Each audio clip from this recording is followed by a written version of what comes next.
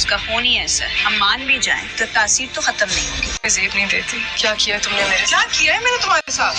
گھرانے کی اکلوتی بہو بن گئی ہو، زندگی تو میری بنجر ہو گئی نا۔ کوئی پریشانی والی بات نہیں ہے۔ اور شفا نے سوچا تھا کہ وہ وفا کا نام لے گی تو وفا تو پہلے سے ہی بدنام ہے، ایک بار پھر سے بدنام ہو جائے گی اور اس کی جان چھوٹ جائے گی، لیکن اسے کیا پتا تھا کہ اس کا اپنا محبوب ہی وہ اپنے ہاتھوں اپنی کزن کو سونپ رہی ہے۔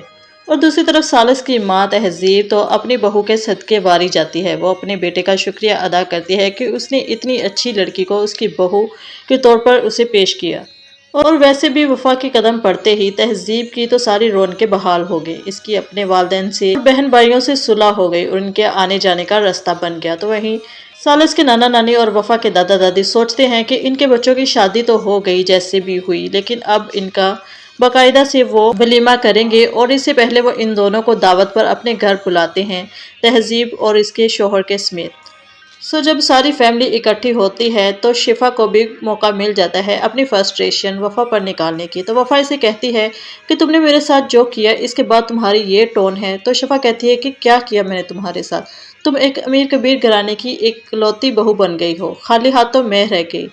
تو دوسری طرف فرجاد کو بھی موقع مل جاتا ہے وفا کو باتیں سنانے کا کہ تم ہو تو بہت لکی کہ تمہیں سزا ملنے کے بجائے جزا ہی ملی ہے اور تمہارا اپنا محبوب ہی تمہاری جولی میں بھر دیا گیا۔ تو وفا اب جان چکی ہے کہ ان کے آگے مزید اپنی سچائی کی بین بجانے کا کوئی فائدہ نہیں ہے۔ تو دوسری طرف وفا کے والد ابھی بھی اسے معاف کرنے کو تیار نہیں، تو سب کہتے ہیں کہ وہ غلطی اتنی بڑی تو نہیں۔ تو تحریم کہتی ہے کہ وفا کی رگوں میں اس کی ماں کا خون ہے اور تاثیر تو ابھی باقی رہے گا نا۔ اور وفا کی دادی بھی کہتی ہے کہ جو اپنی بیوی کی وفائی کو بھول نہ سکا وہ بیٹی کو معاف کیسے کرے گا۔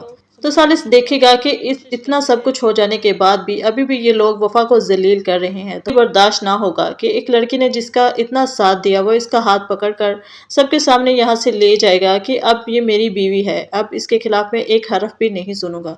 تو شفا کو ابھی بھی لگتا ہے کہ سالس اسے اپنانے میں دیر نہیں کرے گا۔ وہ اس کو فون کرتی ہے اور کہتی ہے کہ میں چاہتی ہوں تم وفا کو طلاق دے دو تاکہ اس کی طلاق کے بعد ہماری شادی کے آثار نظر آئیں۔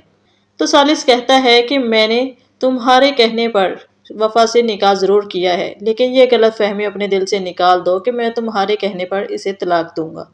ناظرین، مزید ریویوز کے لیے چینل کو سبسکرائب کریں، ویڈیو کو لائک کریں۔